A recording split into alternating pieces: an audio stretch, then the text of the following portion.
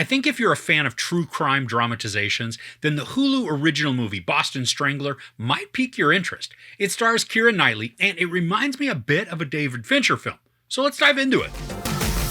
Loretta McLaughlin was the reporter who first connected the murders and broke the story of the Boston Strangler. She and fellow reporter Jean Cole pursue the story at great personal risk, putting their own lives on the line in the quest to uncover the truth. Keira Knightley and Carrie Coon star as the two reporters who really investigate the case and bring it to the attention of the city as more and more women are being attacked in their homes. Because this takes place in the early to maybe late 60s, the aesthetics of the film have a drab and slightly softer focus, where all of the color palettes are earth tones and then grays, which creates a feeling of coldness and detachment mixed with some dread and melancholy.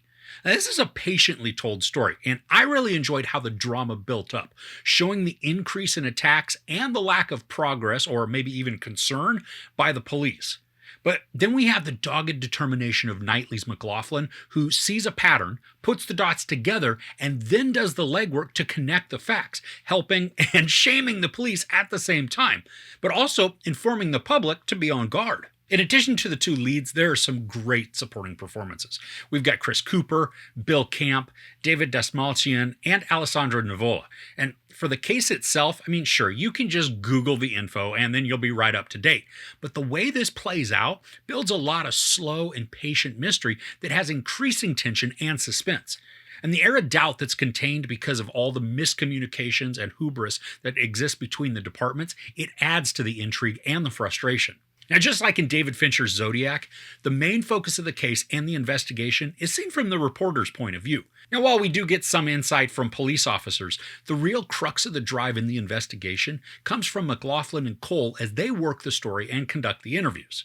Now, I really like how the mystery of the real case is showcased in the story for the film. We get to see the confusion of multiple suspects, and then theories are raised when the case appears to be solved. The ideas and suspicions that are brought about really make a ton of sense, especially as we watch the explanations play out with the visuals, which then create very solid arguments for why there should be doubt surrounding certain accusations. Now, I'd said this movie is patiently told, and it's just about 2 hours in length, but for as deliberately slow as the narrative takes to tell, the content is engaging, and it's made all the more compelling just because of the acting. We watch what starts out as curiosity and drive turn into an obsession on McLaughlin's part. She is compelled to find all of the answers until she's satisfied that the truth has been reached, and then we get to see some of those ramifications of that choice. Now, her family life, it could play a larger part in the story, especially as she works to break some of the glass ceiling and sexism that existed for female reporters. The film does give small glimpses into the home stressors and the mounting tensions. So, we can draw the appropriate conclusions, but it did feel like maybe there was more that was cut out because the story begins to make McLaughlin feel more like a solitary machine that abandons her family and responsibilities due to her just obsession with this case. Now, the context surrounding the cases, it is extremely violent, and there are some pretty harrowing descriptions and even some photos that are shown.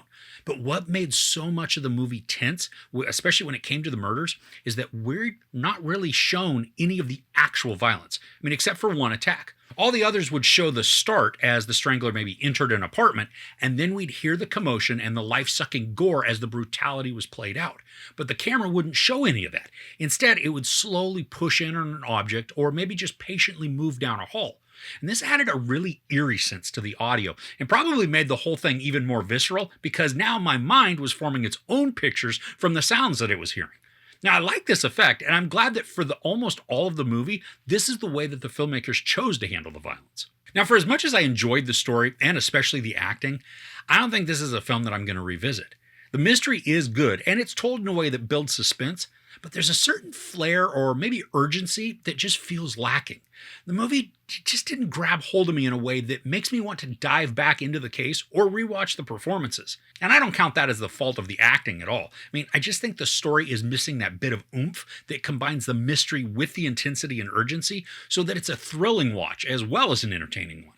Now, I felt informed after seeing this, and I liked the presentation. It just didn't haunt me after it ended. So that lack of sticking, it was noticeable.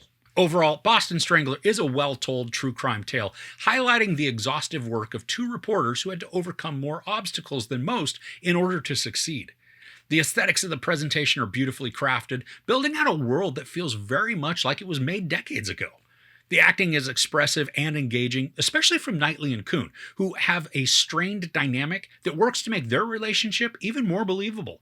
Now, while I don't think the story is as riveting as it could be, or even wrought with suspenseful thrills, on the whole, it is an informative look at one of America's biggest mysteries. There's no sex or nudity, a lot of profanity, and some very brutal violence, including harrowing descriptions of violence. I give Boston Strangler 3.5 out of 5 couches. So are there any true crime dramatizations that you think are especially well made? Let me know what they are in the comments below. If you enjoyed this review, please give it a like. Also, don't forget to share and subscribe. I'm Chris. This is Movies and Munchies. Thanks for couching with me.